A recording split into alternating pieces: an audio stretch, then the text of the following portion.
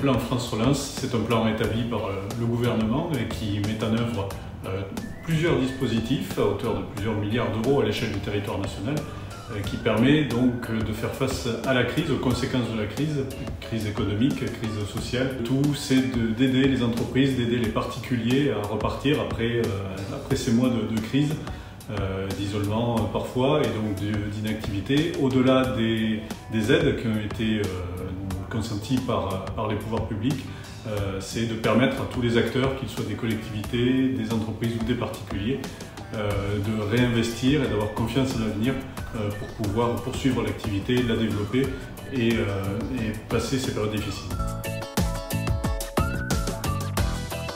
Ici, dans notre département des Alpes-Maritimes, le plan France Relance s'est adapté à la physionomie, à la typologie de notre économie qui est basée sur le tourisme, sur l'accueil, l'hôtellerie, la restauration aussi, mais également la plupart des caractéristiques du département économique, que ce soit les parfumeurs à Grasse, que ce soit le tissu industriel plutôt sur Nice et l'ensemble des activités pour permettre justement de distiller ces aides, ces soutiens, ces subventions pour qu'elles puissent être efficaces au plus près du terrain. On avait déjà des projets d'investissement qui avaient été un petit peu ralentis à cause de la crise, mais on avait déjà des gros projets.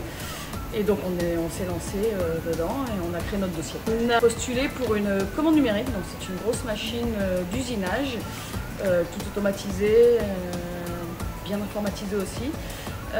Donc l'objectif c'était de nous aider à financer cette machine. Voilà, donc on a obtenu une subvention à hauteur de 40% par rapport au premier devis. Je pense notamment, pour citer un seul chiffre, à l'immobilier de l'État, donc l'immobilier public, celui qui sert au service public, à tous les citoyens des Alpes-Maritimes.